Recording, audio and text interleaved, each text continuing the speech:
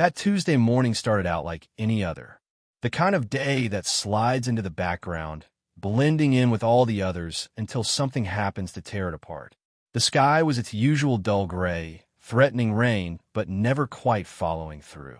I drained the last sip of my coffee, set the mug in the sink, and grabbed my briefcase. "See you later," I said absent-mindedly, glancing at Emily as she stood at the kitchen counter, glued to her phone. Probably scrolling through social media or checking emails. Nothing out of the ordinary. She barely looked up, giving me a half-hearted smile. "Bye, hon. Have a good day." And just like that, I walked out the door, not realizing I was leaving one life behind and heading straight into another. The grocery deliveries had always been her thing. Every Wednesday, without fail, a neat set of brown paper bags would appear on our doorstep. I never questioned it. Just another part of life, part of the routine we'd fallen into. Emily always said it saved time, made things more convenient. Modern living, she called it. Makes everything easier. Easier. Yeah, I guess it was too easy maybe, but I hadn't put the pieces together yet. Not until later that day. I wasn't supposed to come home early. Work had me tied up with deadlines, meetings stacked from morning till night. But fate had other plans. A systems failure knocked out half the office's computers before noon. By 1:30, the boss had thrown in the towel and sent us all home. Most of the guys cheered, talking about grabbing drinks or hitting the golf course. But me? I figured I'd take the chance to surprise Emily. Maybe we'd grab dinner together for once, actually sit down and talk instead of passing each other like strangers in the same house. I pulled into the driveway, noticing a black van parked just up the street. It looked familiar, but I didn't think much of it. Probably an early delivery. Happens sometimes, right? But the second I stepped out of the car, I saw them. Right there, in broad daylight, standing on our front porch like they didn't have a care in the world. Emily, and some guy I didn't recognize. I stopped in my tracks, my briefcase suddenly feeling twice as heavy. At first, my brain tried to rationalize it. Maybe it was a friend of hers, or a neighbor dropping something off. But then I saw it. The way she leaned into him, her hands gripping his shoulders just a little too tight. The way her face tilted toward his neck, like she was breathing him in. That wasn't how you hug a friend. That was how you hold on to something you're afraid of letting go. And just like that, the world I knew cracked straight down the middle. For a few seconds, it didn't notice me. They were too caught up in whatever moment they thought they had all to themselves. I heard their voices, soft murmurs carried by the wind. I didn't need to hear the words. I could already guess what kind of things were being said. Then Emily looked up. Her eyes locked onto mine, widening in horror. She stepped back like she'd just grabbed onto a hot stove, yanking her hands away from him. The guy, tall, built like the type who probably spent more time in the gym than at a real job, mumbled something under his breath and practically bolted.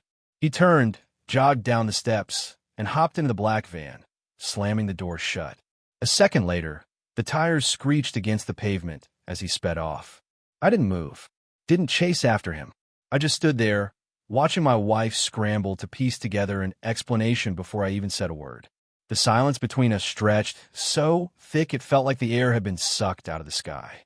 I wasn't sure if I was ready to hear whatever excuse she was about to throw my way. I wasn't sure I cared. I stepped past her, opened the door, and walked inside.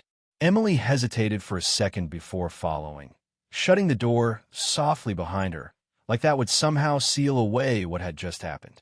I dropped my briefcase near the stairs and rubbed my temples, the weight of what I'd just seen pressing down on me like a boulder. For a while, neither of us spoke. I walked into the living room, sat on the couch, and let the silence hang in the air. I wanted her to feel it, to sit in the mess she'd made without me giving her a way out. I leaned back, staring at the ceiling fan as it spun in slow, lazy circles. My thoughts weren't lazy, though. They were sharp, unraveling every little detail I had ignored over the past few months. The random grocery deliveries she never mentioned. The way she always seemed a little more dressed up on those days. The way she'd smile at her phone and say it was just something funny. I should have seen it. I should have known. But trust has a funny way of making you blind. Finally, Emily spoke. "Can we talk?" Her voice wobbled just a little.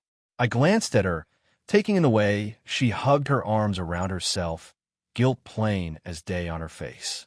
"Talk," I repeated, my voice sharper than I intended. Now you want to talk? She flinched. Good.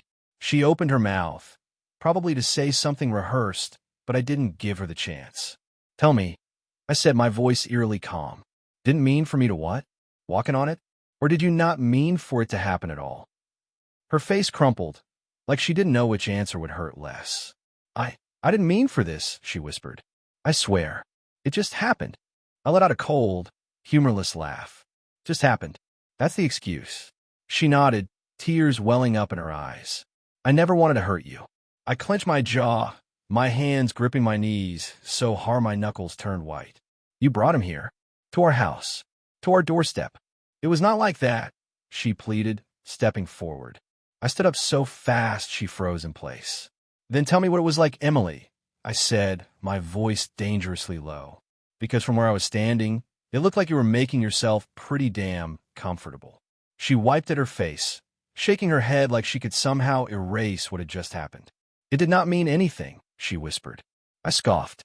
It meant enough for you to throw away 10 years of marriage.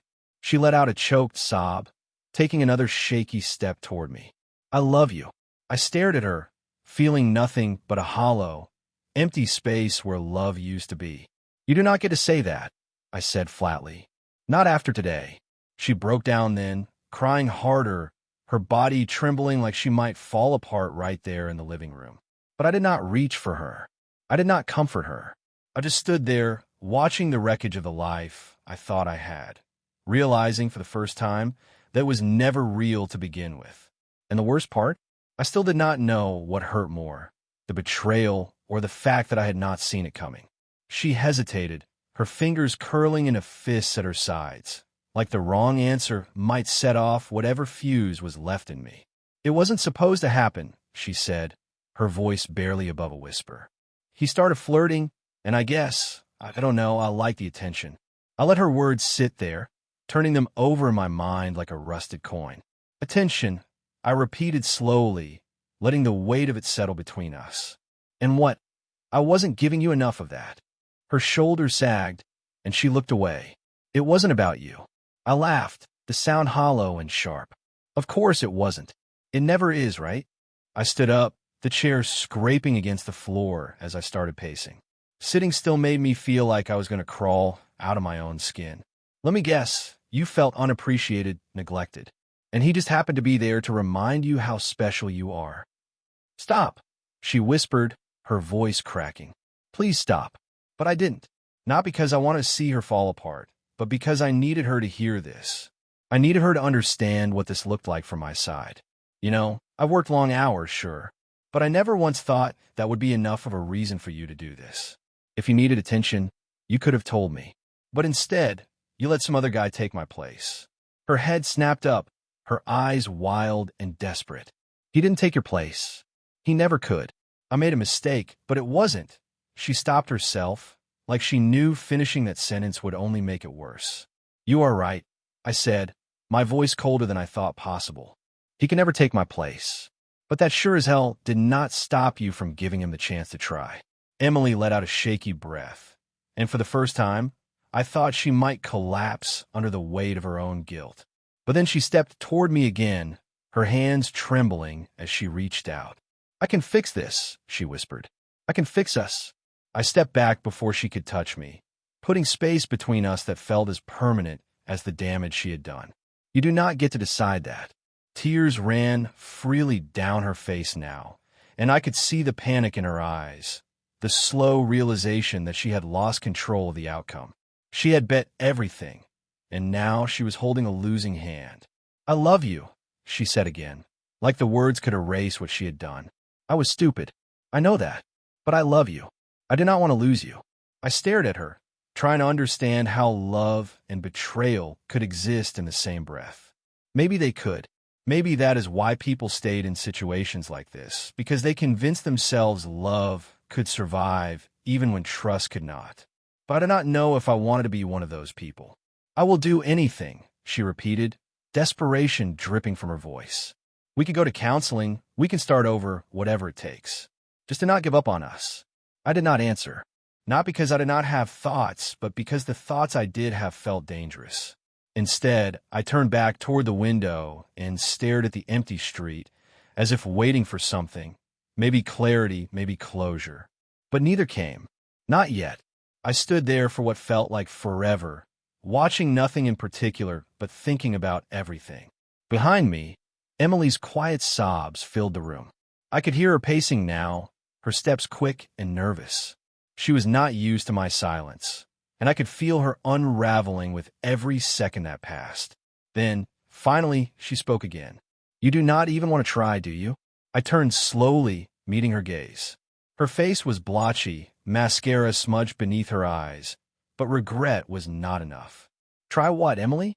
Pretend this did not happen? Pretend you did not invite someone else into our life?" "No," she whispered, shaking her head. "I do not want to pretend. I want to fix it. Fix it." I repeated the words like they were foreign to me. "You think this is something you just patch up like a leaky pipe? This is not a broken dish. This is not something that just gets glued back together." She wiped at her face, but the tears kept coming. "I know it is not simple, but I cannot let this be the end. I will not." Her stubbornness was nothing new. It was one of the things I used to love about her. But now, it felt like she was fighting for something she should have thought about before she let another man into our life. "You should have thought about that 3 months ago," I said, my voice steady and cold. "Before this even started." She wrapped her arms around herself, like she was trying to physically hold herself together. "I did not plan for it to go this far. I thought I could control it."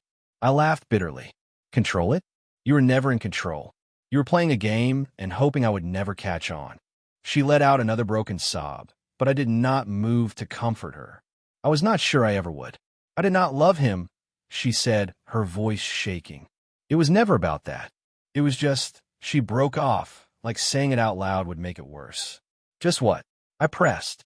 "Just sex? Just attention? Just something you did because you thought you could get away with it." She looked away, her eyes fixed on the floor. "It was not worth it," she whispered. "None of it was. I hate myself for it." For the first time, I felt something other than rage. It was not sympathy, but something close to understanding. I knew people made mistakes. I knew that sometimes people did things they never thought they were capable of. But that did not mean I could forgive her. Not yet. "I do not care how much you hate yourself," I said, stepping closer until I was right in front of her. "I want to know why you did it." She met my eyes, and for a moment, I thought she might lie. But then she surprised me. "I was lonely," she admitted, her voice barely audible. "You were always working, and I felt like I was invisible. I did not want to feel that way anymore." Her words hit me like a punch to the gut, but I did not flinch. "So you fixed that by cheating?" "No," she said quickly, shaking her head. "I was not thinking. I do not know what I was doing. But I know I destroyed everything, and I do not know how to fix it." For a moment, the room fell silent again, the only sound her uneven breathing. I could see the cracks in her, the way she was breaking apart right in front of me. And part of me wanted to fix her, to pick up the pieces and put her back together like I had done so many times before. But this time I was not sure I could. "I need time," I said finally, stepping back. "I cannot just decide right now what happens next." Her eyes filled with fresh panic, and she reached for me, but I stepped back further. "Please," she begged, "do not shut me out." I did not answer. Instead, I turned and walked up the stairs, each step feeling heavier than the last. I did not know where I was going, but I knew I needed space. Space to think, space to breathe, space to figure out what the hell I was supposed to do next. When I reached the bedroom, I closed the door behind me and leaned against it, letting out a breath I did not realize I had been holding. The bed we shared was neatly made, like nothing had changed. But everything had changed. I sat down on the edge of the bed and buried my face in my hands. Downstairs, Emily was still crying, but I did not move. I was not ready to comfort her, and I was not ready to forgive her. All I knew was that things were about to get a lot worse before they got any better. "It was not like that," she blurted, stepping closer, her hands shaking like she was holding onto the last fraying threads of her lie. "He dropped off the groceries and left. That is all." I turned my head sharply, my stare pinning her in place like she had walked into a trap she did not even realize was there. "Do you think I am that stupid, Emily? 3 months. And I'm supposed to believe he just left every time? Her grip tightened on the edge of the kitchen counter, her knuckles turning white. I'm telling the truth. That night, he did not stay. I swear. I could hear the desperation in her voice, see it in the way her shoulders trembled. Maybe part of her was telling the truth. Maybe that night he had left. But it did not change the fact that other nights, other days, she had let him stay. She had let him in. You know what is funny? I let out a bitter laugh, shaking my head. I trusted you so much, it never even crossed my mind to check. I never asked questions, never even considered that you could be lying to me. But now, I cannot stop asking them. She took another hesitant step forward, reaching for my hand, but I pulled away like her touch might burn me. Please, she pleaded, tears sliding down her face, dripping onto the cold tile floor. I will tell you everything. Just do not give up on me. I looked at her, the woman I had spent years believing was incapable of hurting me. The woman I thought I knew. And all I could think was, who is she? Because the Emily I married would not have done this. I'm not the one who gave up, I said, setting my beer down on the counter, the sound of the glass hitting the surface cutting through the tense silence. You did. You gave up the moment you let another man into our home. Her sobs grew louder, but I did not stay to listen. I turned and walked past her, out the back door, into the crisp night air. I needed space. I needed distance. I needed anything but the suffocating presence of her lies pressing in around me. The backyard was eerily quiet, save for the rustling of leaves in the cool breeze. The sky stretched out above me, empty and dark, like it had swallowed up the future I thought we had. I ran a hand through my hair, exhaling a long breath, but the tightness in my chest did not ease. The back door creaked open behind me, and I did not even have to turn around and know it was her. Emily's presence was cautious, her footsteps hesitant, like she was afraid I might disappear into the night if she came too close. I know you hate me right now, she said softly, her voice barely above a whisper, but I'm not giving up on us. I let out a sharp laugh, shaking my head. You're not giving up now, but you did 3 months ago. Do not stand there and pretend you didn't. I didn't give up, she insisted, her voice cracking. I made a mistake. A horrible, selfish mistake. But I never stopped loving you. I turned to face her, and for a split second, she looked like she wanted to shrink away. Do you even hear yourself? My voice was low, but it held more weight than shouting ever could. You say you love me, but you let another man into our home. You hid it, lied about it. And now, because you got caught, you expect me to believe it didn't mean anything.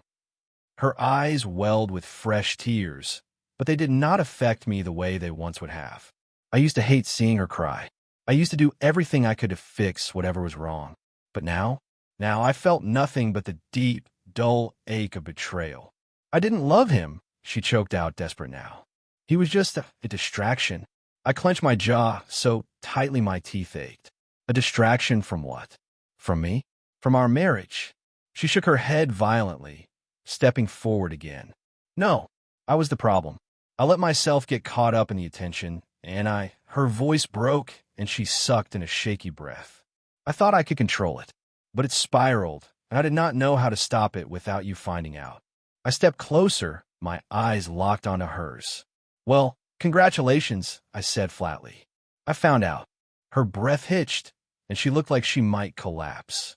I did not expect you to forgive me, she whispered, but I want a chance to fix this, to prove to you that I can be better.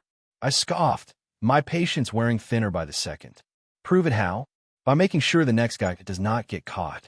She let out a sharp gasp, her face crumpling like my words had physically hit her. For a moment, she was silent. But then, to my surprise, she straightened up, wiping her tears away with trembling hands. When she spoke again, her voice was steadier than I expected. I'm not that person anymore. I do not want to be. She met my gaze, and for once there was no pleading, just raw honesty. I am willing to do whatever it takes, even if it means earning back your trust one day at a time. I stared at her, searching for something, anything that could tell me if she meant it, if she really understood what she had done, if she realized that some wounds never fully heal. What I found in her face was regret, shame, maybe even love. But what I did not find was the answer to the question that had been haunting me since this all started. Was this marriage worth saving? Or had she killed at the moment she opened the door to someone else? I exhaled slowly and ran a hand through my hair. You do not get to decide how this ends, Emily. That is on me now. The silence between us stretched, thick and suffocating. I could hear her breathing, waiting for me to say something more, to give her something, but I had nothing left to give. Not tonight. I am sleeping in the guest room, I said finally, turning toward the house without looking back. She did not follow me this time. She just stood there in the yard, her sobs swallowed by the night. I climbed the stairs, every step heavier than the last. When I reached the guest room, I shut the door behind me and leaned against it, feeling the exhaustion settle deep in my bones. The bed felt cold, the sheets unfamiliar, but I did not care. Sleep did not come easy. My mind was a battleground, replaying everything over and over, twisting the knife deeper with each memory. I drifted in and out, caught somewhere between restless sleep and bitter reality, until the gray light of morning bled through the curtains. The smell of coffee wafted through the air, and I knew Emily was already awake, probably sitting in the kitchen, waiting, hoping, but I was not ready to face her. I showered, dressed, and stood in front of the mirror for a moment, staring at the man looking back at me. He was not the same man who had walked through the front door yesterday, clueless and content. That version of me was gone. When I finally went downstairs, Emily was at the kitchen table, a cup of coffee in front of her, her hands nervously twisting a napkin. Her eyes were swollen, her face pale. The moment she saw me, she straightened up, as if bracing for impact. "Morning," she said softly, her voice fragile. I did not answer. I poured myself a cup of coffee and leaned against the counter, keeping my distance. The silence between us stretched, thick with unspoken words. She waited, hoping I would speak first, but I did not. After what felt like an eternity, she broke the silence. "Did you sleep at all?" "A little," I said flatly. She nodded, a flicker of hope in her expression. I did not sleep much either. I took a slow sip of my coffee, letting the bitterness settle on my tongue. "What do you expect me to do, Emily? Pretend this did not happen? Move on like nothing has changed?" Her hands trembled as she placed the napkin down. "I do not expect anything. I know this is my fault, but I want to fix it." I set my coffee down, my grip tightening around the handle. "Do you even understand what you are asking? You want me to forgive something that cannot be undone. No matter what you say, you cannot erase the last 3 months."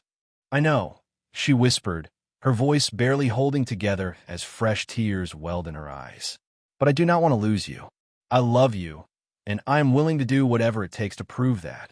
I stared at her, my mind a whirlwind of every memory we had made together. The good times, the struggles, and now this, the betrayal that loomed over everything else. There was a time when I would have given anything to hear those words from her, to feel the weight of her love like a foundation we could stand on. But now, those words felt hollow, like an echo of something that used to be real but had long since faded. Could I believe her? Could I trust that she meant it? And even if she did, could I live with what she had done? I thought about the man she had allowed into our life, how easily she had lied to me the nights she had made excuses while I sat at home, thinking she was just out running errands. That was the part that stuck with me the most, not just the act itself, but the effort it took to keep it hidden. The deception had not been a one-time thing. It had been woven into our life, our home, our routine. Could I ever look at her again without wondering what else she might be hiding? She stood from her chair, taking a slow, cautious step forward, like she was approaching something fragile, something on the verge of breaking. Maybe she was right about that. Maybe I was already broken. "Please," she begged, her voice cracking, her hands trembling at her sides. "Just give me a chance. Let me show you that I can be better." I looked at her, the woman I had once thought would be by my side for a lifetime, the woman I had trusted without hesitation, the woman who had shattered that trust with a series of choices she could never take back. The regret was all over her face, in the way her lip trembled, in the way she was barely holding herself together. But regret was not enough to rebuild trust, and desperation could not erase what had been done. I cannot make any promises. I said finally, my voice low, steady. I do not know if I can forgive you. I do not know if I even want to try. She inhaled sharply, her whole body flinching at my words like they physically hurt. Her hand came up to her mouth, muffling the small, broken sob that slipped out. I will wait, she whispered through the tears. For as long as it takes. I will wait. I nodded. Not because I agreed. Not because I was giving her hope. But because there was nothing else to say. I reached for my keys, the cold metal pressing into my palm as I turned away from her. I needed to get out of this house, away from the suffocating weight of her guilt, away from the wreckage of what used to be my life. I stepped outside, letting the morning air fill my lungs, and for the first time in what felt like forever, I felt something close to clarity. For days, I had been reacting, caught in the storm she had created, thrown around by emotions I could barely control. But now I was the one in control. Now, the next move was mine.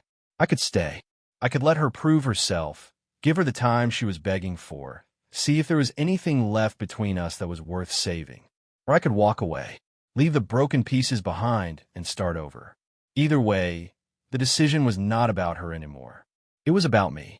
And for the first time since this nightmare began, I felt like I had the power to decide what came next